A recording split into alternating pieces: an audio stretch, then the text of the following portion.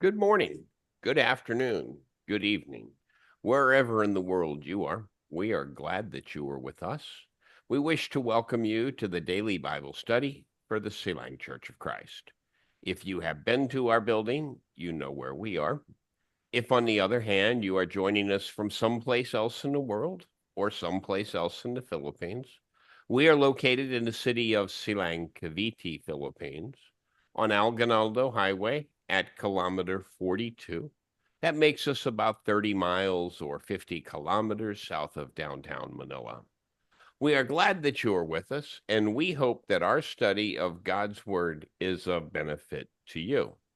Yesterday, we began our study of the fruit of faithfulness. And during our introduction, one of the things we looked at is who can find a faithful man? Scripture speaks of certain people being faithful, and we came to understand that the concept of faithfulness means to be full of faith. It's what God is calling us to do. And then we looked at the fact that the early Christians had to undergo um, extreme difficulties. And we even spoke about a particular early Christian. Does anybody remember who that was? Polycarp. Very good.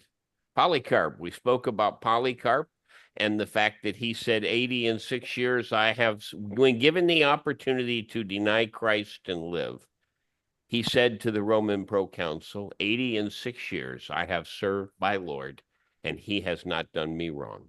How can I desert him now? You see, one of the things we have to understand is that faithfulness is a virtue. Why is it a virtue? Because there are so few who are faithful. Proverbs chapter 20, verse 6. Proverbs chapter 20, verse 6. Morena.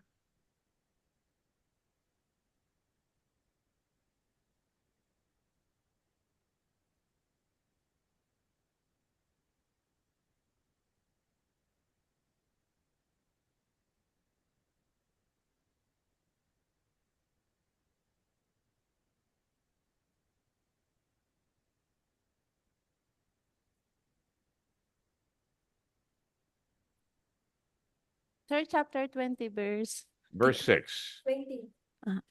Proverbs chapter 20 verse 6. Many a man proclaims his own steadfast love, but a faithful man who can finds. There are so few who are truly faithful. We also understand that faithfulness is a virtue because God praises men by calling them faithful. Colossians chapter 4 and verse 7. Colossians chapter 4 and verse 7. Chris?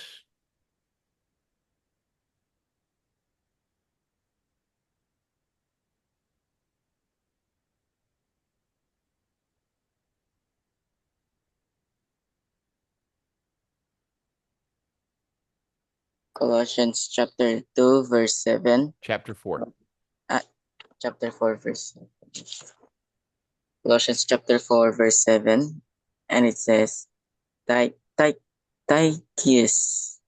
will tell you all the news about me. He is a dear brother, a faithful minister, a fellow servant in the Lord. You see, Tysus is being praised. Why is he being praised? He's faithful. Because he is faithful, right? 2 Timothy chapter 2, verse 2. 2 Timothy chapter 2, verse 2. Rochelle?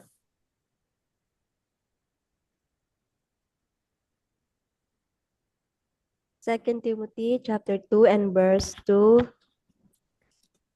And what you have heard from me in the presence of many witnesses, entrust to faithful men Keep who will going. be able to teach others also. All right, that's a memory. That should be a. We haven't given that as a memory verse, have we yet, Rochelle? Memory verse. Yeah. And what you have heard from me in the presence. But you hear that regular, right? Entrust to faithful men or faithful people, depending on the translation, Yes, who every are able to do what? each other. Able to teach other also. Right. So what is it Others also. important that we do? Each. Teach. You Teach. can't teach what you don't know, right? Mm. Okay. Now, not only does God praise people by calling them faithful, there are blessings that are promised to the faithful. Revelations chapter 2 and verse 10. Vanessa, that's a memory verse. Don't look it up. 2:10. 10, right? I forgot. We always it's a memory verse, but I don't know why I forgot that. My second. Yeah. Do not fear what you're about to suffer. Behold, devil is about to throw some of you into prison, that you may be tested. And for 10 days you will have tribulation. Be faithful unto death, and I will give you the crown of life. So, what is the blessing promised to those who remain faithful? We will have crown of life. Okay. Proverbs 28 and 20, Lailani. Proverbs 28 and 20.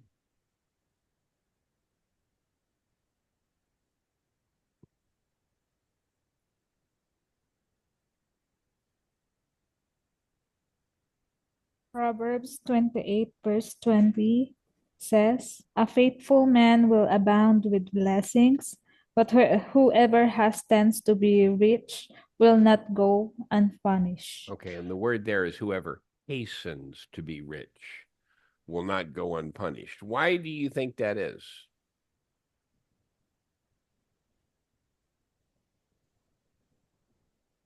Class, why do you think it is that a man who hastens to be rich will not go unpunished? Because in my NIV it says, but one eager to get rich, meaning as what the other verse says, the love of money is the root of all evil. So Right. it's the love for money or the love for being rich and then abandoning your faith. What's in most people's perception, what is the easiest way to get rich? Have lots of money. What's the easiest way to get lots of money in most people's perception? To do bad things, to do illegal stuff. Yes. Does it work? No, most of the time you To just rob end a up in bank. prison. To rob a bank. Yeah, if you rob a bank, you're eager to get rich, right? You're But rich. what is the blessing in Proverbs 28 and 20? If you remain faithful, what is the blessing? You're going to be richly blessed. It says you will abound in blessings, right? Mhm. Okay. Psalm 31, 23. Pearly, Psalm 31, 23.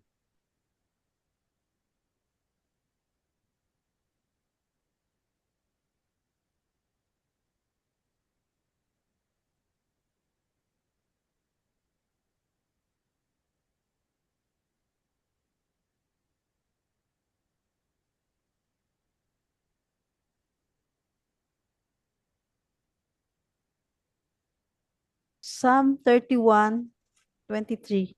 Love the Lord, all you his saints. The Lord preserves the faithful, but abundantly repays the one who acts in pride. So, what is the blessing that we see that comes from being faithful? It's 31. abundantly repays the one. Is that That- 31:30? No, sweetheart. It's 31, 31. 23. Oh, 23. Okay. That's not what I'm looking for. Somebody help. Dial a friend. 31:23. Yes. Love the Lord, all his faithful people. The Lord preserves those who are true. to him, but the proud he pays back in full. So what's the blessing? That you have to be faithful. The Lord preserves his faithful, right? Yeah. The Lord preserve those who are true to him. Okay. Psalm 101, verse 6. Geraldine, Psalm 101, verse 6.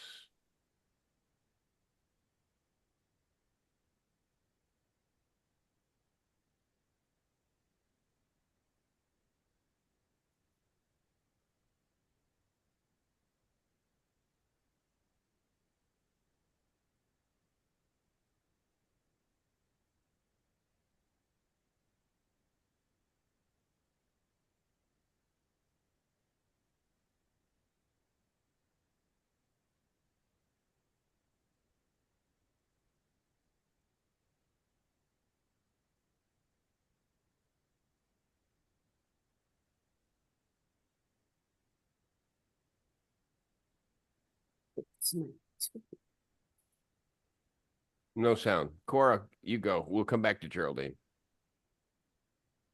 Okay. Psalm 101, 6. Correct? Yes. And it reads, my eyes will be unfaithful in the land, that they may dwell with me. The one whose walk in blameless will minister to me. Okay. Now, you missed a word there, Sphere. I will look with favor on the faithful in the land, that they may dwell with me. He who walks in the way is blameless. What is the blessing that we see from being faithful?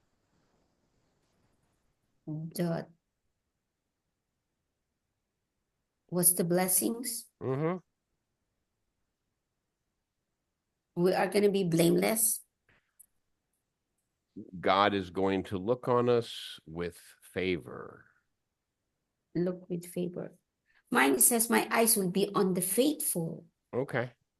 In the God's land. eyes are going to be on us, right? Mm-hmm. Matthew 25, 21. Geraldine, you got your sound fixed?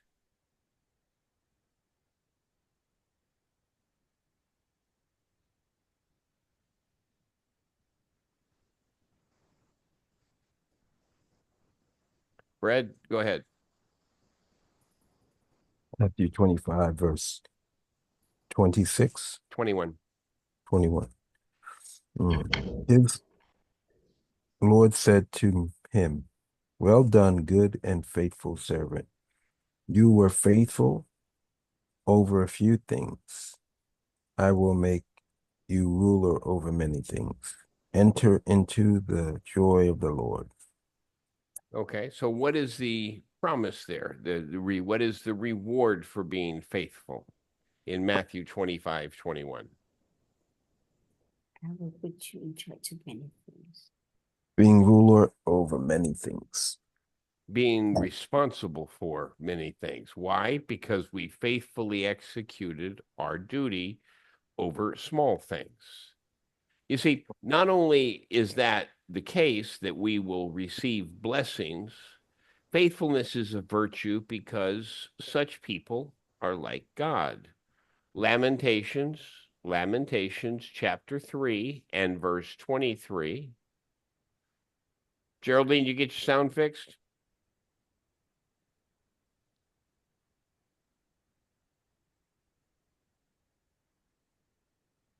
No. Okay. Francis. Lamentations chapter 3 verse 23 says, they are new every morning. Great is your faithfulness. Okay. They are new every morning. Great is your faithfulness. And this is addressed to God. God is faithful. God is faithful to us in that he gives us what he promised. Let's take a look at Psalm 119, 138. Psalm 119, verse 138. Morena?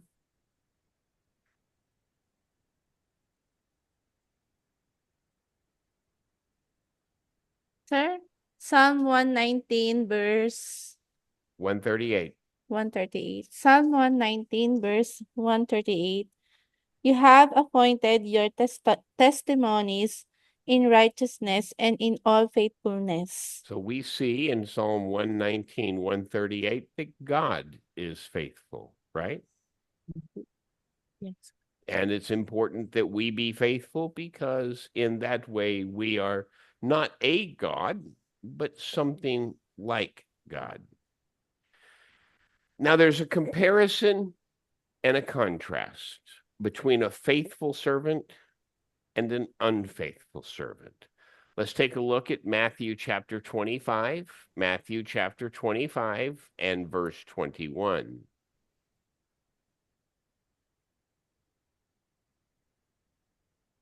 Matthew 25, 21. Chris? Matthew chapter 25, verse 21. And he Yes, said, please.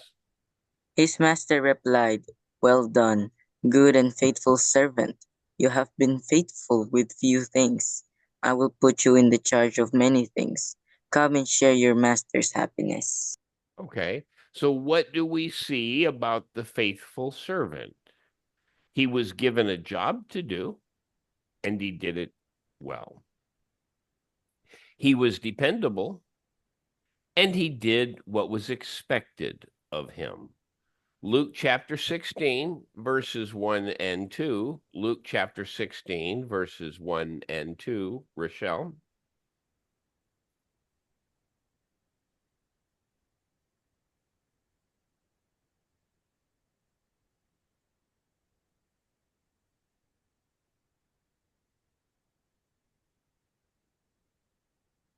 Luke 16, chapter 1 and 2.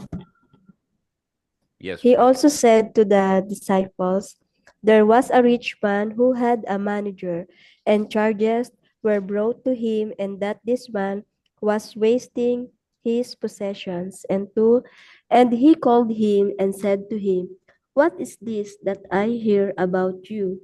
Turn in the account of your management, for you can no longer be manager. Wow. What does that sound like? Okay. Vanessa, give us Luke chapter 16, verses 10 through 12. Luke 16, verse 10 to 12 says, One who is faithful in very little is also faithful in much. And one who is dishonest in a very little is also dishonest in much. If then you have not been faithful in the unrighteous wealth, who will entrust to you the true riches? And if you have not been faithful in what which is another's, who will give you that which is your own? Okay, so what do we see? We looked at the faithful servant in Matthew chapter 25, and we looked at the unfaithful servant in Luke chapter 16. We see that he was a wasteful steward and he did not do his job well. That if we are not dependable in a few things, then we won't be in charge of many things. And that faithful men and women can always give a good accounting of the blessings to which they have been entrusted. Let's take a look at Daniel chapter 6 and verse 4. Daniel chapter 6 and verse 4, Lailani.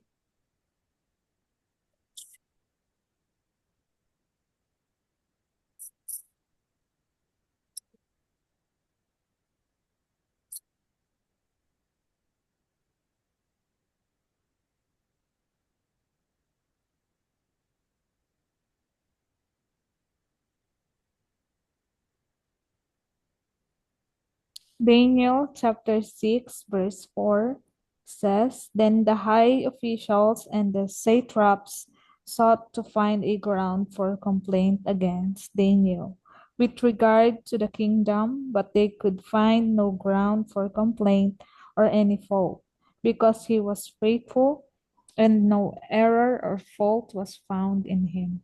So, what did they tell us about Daniel in Daniel chapter 6 and verse 4? Daniel, he was faithful, sir. He was faithful. And because he was faithful, no fault could be found, right? Yes. You see, we see that Daniel was true to his responsibilities, that no fault was found, that he was honest above question. Now, it seems obvious based on what we've just read that God judges a man's character rather than the number of his abilities or the opportunities that he has. Now, I'm going to tell a story, and I want you guys to listen. The people in the story shall remain nameless. There was a young lady who was a Christian, and she married a non-Christian. Now, the truth is, I really recommend this never happen. However, he was attending service with her before the marriage, and she thought that he was interested in learning. However, after they got married, he stopped attending and even tried to get her to quit. But she kept attending faithfully. And after their first child come, she missed a couple of Sundays, but it was either the third or fourth Sunday. She got in the car to go to services, but the car would not start. And the reason the car would not start is because her husband had sabotaged the car. He'd made it so it wouldn't run. However, she was determined to go, and she started walking. No surprise, her husband then began to feel guilty about himself. He got up, he fixed the car, and he took her to service. That night, he went with her to service, and a few weeks later, he became a Christian. The question is, what would have happened if the wife had given in and stayed home?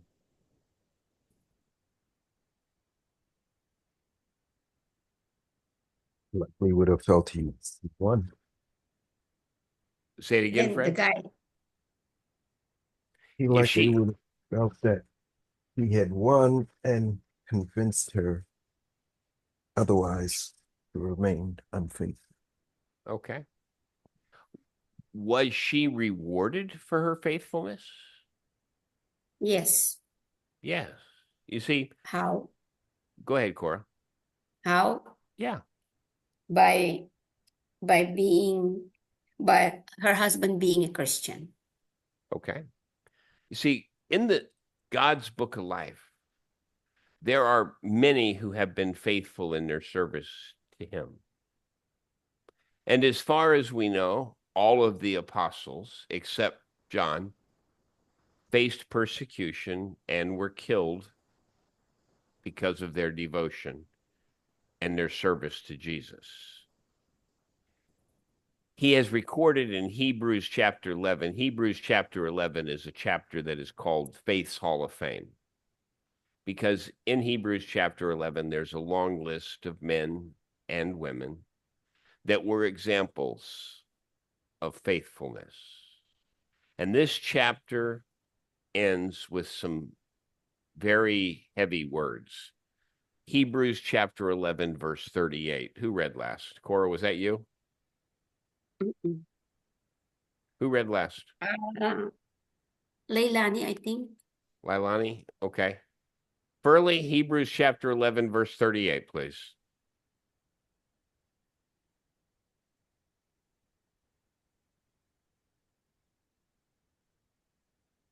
Hebrews chapter 11, verse 38.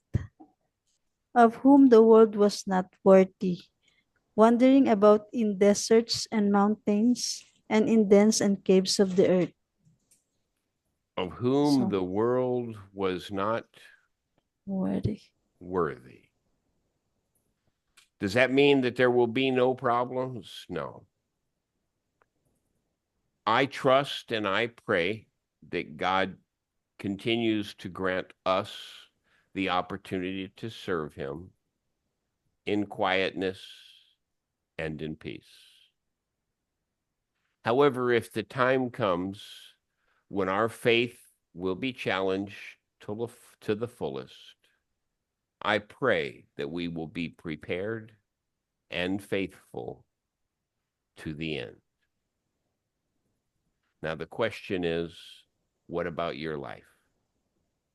Can you be looked at as a faithful Christian? Can people see in your life trustworthiness, dependability, and a steady obedience to the will of Christ? Or do they see instead convenience, wavering, uncertainty, on again, off again, hot and cold, and in short, instability? Faithfulness is a virtue. It is there in a person's life because they want it to be there. It is there because they have seen the value of faithfulness in their own life and in the lives of others as well. And I give you guys back 2 minutes, but I promise I'll steal it again some other day. So let's stop the live stream.